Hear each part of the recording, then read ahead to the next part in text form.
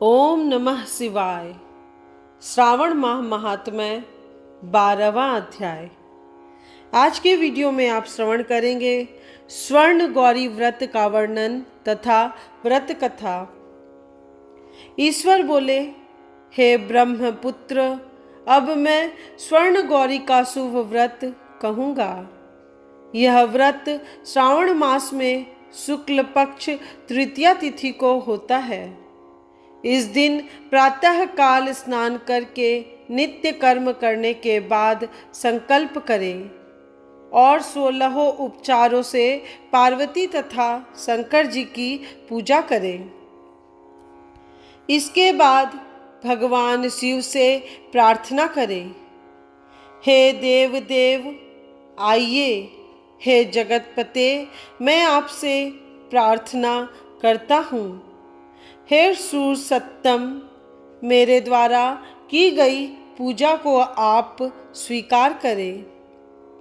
इस दिन भवानी पार्वती की प्रसन्नता और व्रत की पूर्णता के लिए दंपतियों को 16 वायन प्रदान करें और द्विज श्रेष्ठ की प्रसन्नता के लिए मैं यह वायन प्रदान करता हूँ, ऐसा कहें। चावल के चूर्ण के 16 पकवानों से 16 बांस की टोकरियों को भरकर तथा उन्हें वस्त्र आदि से युक्त करें और पुनः 16 द्विज दंपतियों को बुलाकर इस प्रकार कहते हुए प्रदान करें, व्रत की संपूर्णता के लिए मैं ब्राह्मणों को यह प्रदान कर रहा हूँ। मेरे कार्य की समृद्धि के लिए सुंदर अलंकारों से विभूषित तथा पतिव्रत्य से सुशोभित ये शोभामयी सुहागिन स्त्रियां इन्हें ग्रहण करें। इस प्रकार 16 वर्ष अथवा 8 वर्ष या 4 वर्ष या 1 वर्ष तक इस व्रत को करके शीघ्र ही इसका उद्यापन कर देना चाहिए। पूजा के अनंतर कथा का श्रवण करके वाचक की विधिवत पूजा करनी चाहिए। सनत कुमार बोले, हे प्रभो, इस व्रत को सर्वप्रथम किसने किया? इसका महात्म्य कैसा है और इसका उद्यापन किस प्रकार करना चाहिए, यह सब मुझे बताएं। ईश्वर बोले, हे महाभाग, आपने उत्तम बात पूछी है। अब मैं आपके समक्ष मनुष्यों को सभी संपदाएं प्रदान करने वाले स्वर्ण गौरी नामक व्रत का वर्णन करता हूँ। पूर्व काल में सरस्वती नदी के तट पर सुविला नामक विशाल पुरी थी। इस नगरी में कुबेर के समान चंद्रप्रभ नामक एक राजा था। उस राजा की रूप लावण्य से संपन्न, सौंदर्य तथा मंद मुस्कान से युक्त और कमल के समान नेत्रों वाली महादेवी और विशाला नामक 2 भार्याएं थीं। उन दोनों में ज्येष्ठ महादेवी नामक भार्या राजा को अधिक प्रिय थी। आखेट करने में आसक्त मन वाले वे राजा किसी समय वन में गए और सिंहों और शार्दूलों, सूकरों, वन्य भैंसों तथा हाथियों को मारकर प्यास से आकुल होकर उस घोर वन में इधर उधर भ्रमण करते रहे। राजा ने उस वन में चकवा, चकवी तथा बत्तखों से युक्त, भ्रमरों तथा पिंकों से समन्वित और विकसित मल्लिका, चमेली, कुमुद तथा कमल से सुशोभित अप्सराओं का एक सुंदर सरोवर देखा। उस सरोवर के तट पर आकर उसका जल पीकर राजा ने भक्ति पूर्वक गौरी का पूजन करती हुई अप्सराओं को देखा। तब कमल के समान नेत्रों वाले राजा ने उनसे पूछा, आप लोग यह क्या कर रही हैं?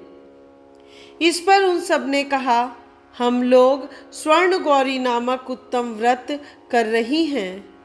यह व्रत मनुष्यों को सभी संपदाएं प्रदान करने वाला है। हे नृपश्रेष्ठ, आप भी इस व्रत को कीजिए। राजा बोले, इसका विधान कैसा है और इसका फल क्या है? मुझे यह सब विस्तार से बताएं। तब वे सारी स्त्रियां बताने लगी, हे राजन, यह स्वर्ण गौरी नामक व्रत श्रावण मास की शुक्ल पक्ष की तृतीया को किया जाता है। इस व्रत में भक्ति पूर्वक अत्यंत प्रसन्नता के साथ पार्वती तथा शिव की पूजा करनी चाहिए। पुरुष को 16 तारों वाला एक डोरा दाहिने हाथ में बांधना चाहिए। स्त्रियों के लिए बाएं हाथ में या गले में इस डोरे को बांधना चाहिए। यह सब सुनने के बाद संयत चित्त वाले राजा ने भी उस व्रत को संपन्न करके 16 धागों से युक्त डोरे को अपने दाहिने हाथ में बांध लिया। उन्होंने कहा, हे देव देवेशी, मैं इस डोरे को बांधता हूँ। आप मेरे ऊपर प्रसन्न हो और मेरा कल्याण करें। इस प्रकार देवी का व्रत करके वे अपने घर आ गए। राजा के हाथ में डोरा देखकर ज्येष्ठ रानी महादेवी ने पूछा और सारी बात सुनकर वह राजा के ऊपर अत्यंत कुपित हो उठी। राजा ने कहा, ऐसा मत करो। लेकिन रानी ने उस डोरे को तोड़कर बाहर एक सूखे पेड़ के ऊपर फेंक दिया। उस डोरे के स्पर्श मात्र से वह वृक्ष पल्लवों से युक्त हो गया। उसके बाद उसे देखकर दूसरी रानी भी आश्चर्यचकित हो उठी और उस वृक्ष पर स्थित टूटे हुए डोरे को उसने अपने बाएं हाथ में बांध लिया। उसी समय से उसके व्रत के महात्म्य से वह रानी राजा के अत्यंत प्रिय हो गई। वह ज्येष्ठ रानी व्रत के अपचार के कारण राजा से त्यक्त होकर दुखित हो वन में चली गई। अपने मन में वह भगवती देवी का ध्यान करते हुए मुनियों के पवित्र आश्रम में निवास करने लगी। कहीं कहीं श्रेष्ठ मुनियों के द्वारा यह कहकर आश्रम में रहने से रोक दी जाती थी, हे पापिन, अपनी इच्छा के अनुसार यहाँ से चली जाओ। इस प्रकार घोर वन में इधर उधर भ्रमण करती हुई वह अत्यंत खिन्न होकर एक स्थान पर बैठ गई। तब उसके ऊपर कृपा करके देवी उसके समक्ष प्रकट हो गई। उन्हें देखकर वह रानी भूमि पर दंडवत प्रणाम करके उनकी स्तुति करने लगी। हे देवी, आपकी जय हो, आपको नमस्कार है। हे भक्तों को वर देने वाली, आपकी जय हो। शंकर के वाम भाग में विराजने वाली, आपकी जय हो। हे मंगल मंगले, आपकी जय हो।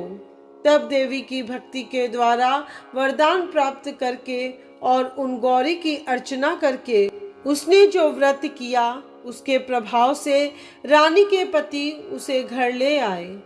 उसके बाद देवी की कृपा से उसकी सभी कामनाएं पूर्ण हो गई। राजा सभी समृद्धियों से संपन्न होकर उन दोनों के साथ पूर्ण रूप से राज्य करने लगे।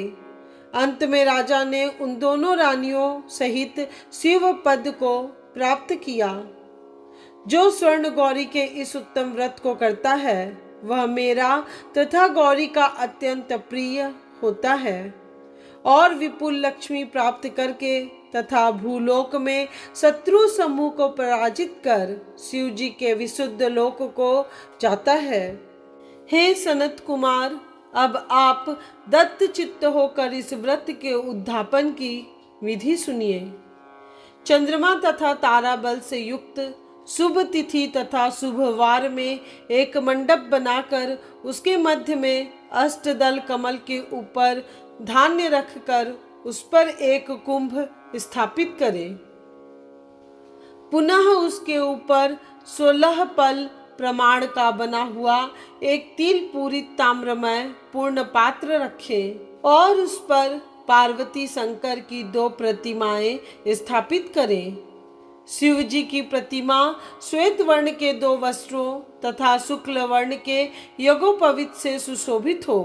उसके बाद वेदोक्त मंत्रों से विधि पूर्वक उनकी प्रतिष्ठा करें और भली भांति पूजा करके रात्रि में जागरण करें।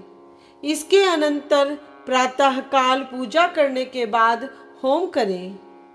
सर्वप्रथम ग्रह होम करके प्रधान होम करें। हवन के लिए यव मिश्रित तिल घृत से पूर्ण रूप से सशक्त होना चाहिए। 1000 अथवा 100 आहुति डालनी चाहिए। उसके बाद वस्त्र अलंकार तथा गौ के द्वारा आचार्य की पूजा करनी चाहिए और वायन प्रदान करना चाहिए। इसके बाद ब्राह्मणों को भोजन कराना चाहिए। साथ ही 16 दंपतियों को भी भोजन कराना चाहिए। अपने द्रव्य सामर्थ्य के अनुसार उन्हें भूयसी दक्षिणा देनी चाहिए। अंत में हर्षोल्लास से युक्त होकर बंधुजनों के साथ स्वयं भोजन करना चाहिए। इस प्रकार श्री स्कंद पुराण के अंतर्गत ईश्वर सनत कुमार संवाद में श्रावण मास महात्म्य में तृतीया में स्वर्ण गौरी व्रत कथन नामक 12वां अध्याय पूर्ण हुआ। श्रावण मास महात्म्य 13वां अध्याय इस चैनल के अगले वीडियो में अवश्य सुनिए, जिसमें दुर्वा गणपति व्रत विधान का वर्णन किया गया है। उम्मीद करती हूँ स्वर्ण गौरी व्रत का पूरा वर्णन आपको पसंद आया होगा। 18 पुराणों से जुड़ी आध्यात्मिक कथाओं को सुनने के लिए आपके अपने इस चैनल को सब्सक्राइब कीजिए, जिसे सुनकर और अमल करके आप अपने आध्यात्मिक यात्रा पर बड़े सरलता से आगे बढ़ सकते हैं। यदि आपको और आपके भाई बंधुओं को इस तरह की आध्यात्मिक कथाएं सुनना पसंद हो तो इन वीडियोस को अधिक से अधिक लोगों के साथ शेयर कीजिए। इस चैनल पर पद्म पुराण की कथाएं भी अपलोड की जा रही हैं, जिन्हें आप सुनने के साथ साथ पढ़ भी सकते हैं। अपने अगले वीडियो के आने तक आप सभी से इजाज़त चाहूँगी। तब तक के लिए ओम नमः शिवाय।